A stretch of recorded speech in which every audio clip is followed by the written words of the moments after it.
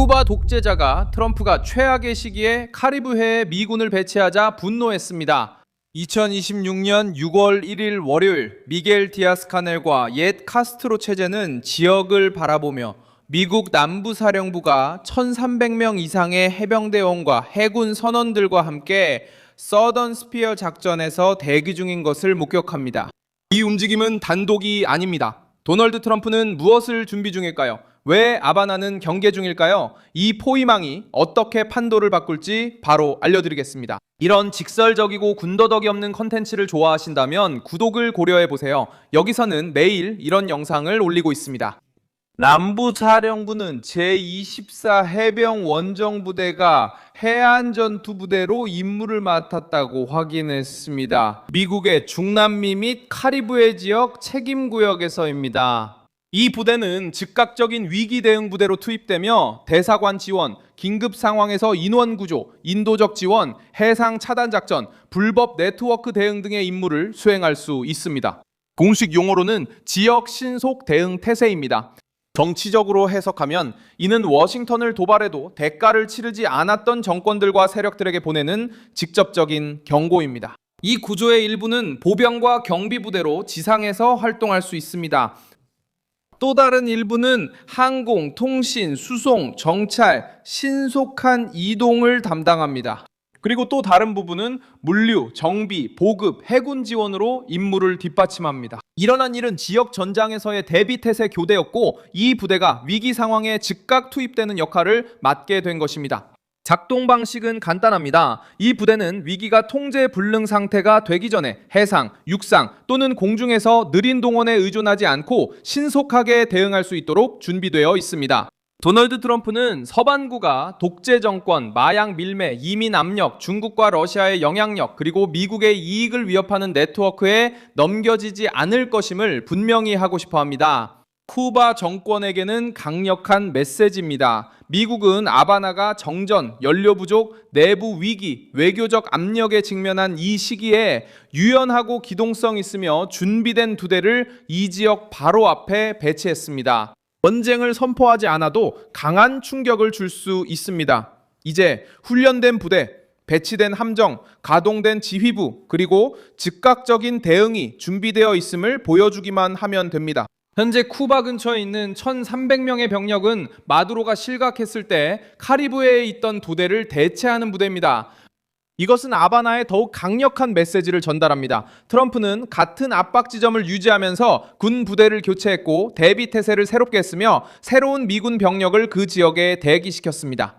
워싱턴이 포위를 강화하고 독재자를 몰아내기로 결정하면 신속하게 행동할 수 있다는 것을 이미 보여준 작전 이후입니다. 아바나는 이 움직임을 위협으로 받아들이고 있습니다.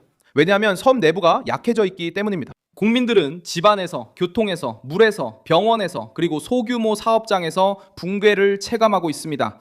정권은 미국을 탓하지만 피로는 수십 년간의 통제된 경제, 외부 의존, 그리고 공산주의 엘리트의 권력 집중에서 비롯된 것입니다. 트럼프는 정권이 가장 취약한 부분을 정확히 찔렀습니다. 백악관은 어떤 제재 완화도 아바나에서의 실질적인 변화에 달려있다고 분명히 밝혔습니다.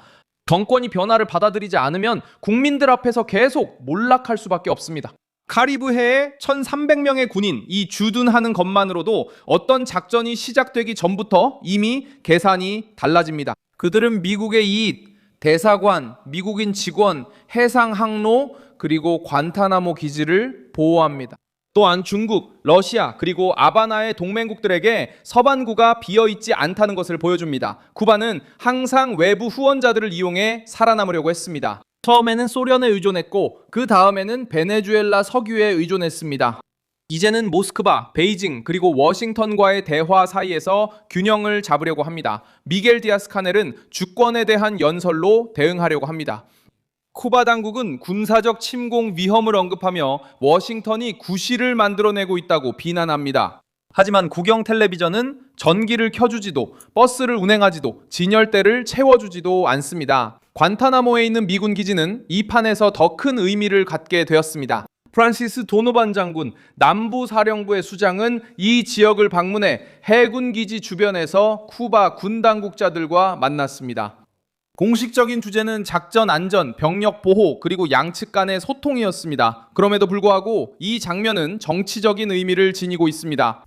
남부사령부의 수장은 정권의 문 앞까지 가서 지역을 점검했고 워싱턴이 압박을 강화하는 같은 시기에 군사 채널을 열어두었습니다. 하바나로서는 그야말로 곤혹스러운 일입니다. 마르코 루비오는 쿠바 국민들에게 직접 말하면서 국민과 정권 기구를 분리하는 입장을 더욱 강화했습니다.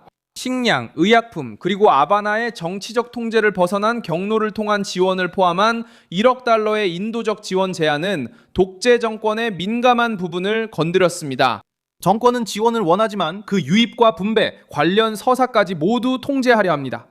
트럼프와 루비오는 그 연극을 무너뜨리는 조건을 내걸었습니다. 지원은 반드시 국민에게 직접 전달되어야 합니다. 공산당의 선전도구로 전락해서는 안 됩니다. 바로 그 지점에서 하바나의 과민 반응이 드러납니다.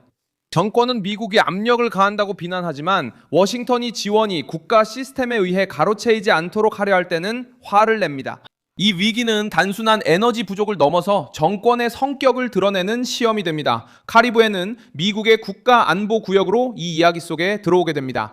이 지역은 국제 밀수, 해상 항로, 불법 이민, 미국의 적대 세력의 영향력, 그리고 플로리다에서 불과 몇 마일 떨어진 곳에서의 붕괴 위험까지 포함하고 있습니다. 살포드 스피어 작전은 군사 압박, 정보 활동, 그리고 서반구의 불법 네트워크와의 전투를 동기화하기 위해 설계되었습니다. 그래서 해병대 병력은 장식이 아닙니다. 그들은 위기 상황에서 신속하게 움직이고 빠른 결정을 뒷받침할 수 있는 준비된 전력입니다. 제24 원정부대의 선택 역시 메시지를 담고 있습니다. 이들은 상징적인 부대가 아닙니다. 이 부대는 비상사태에 대응하고 시설을 보호하며 인원을 구출하고 어려운 환경에서 작전할 수 있도록 훈련된 전력입니다. USS 포트 로더데일 함정의 지역 내 존재는 기동성과 지원을 강화합니다.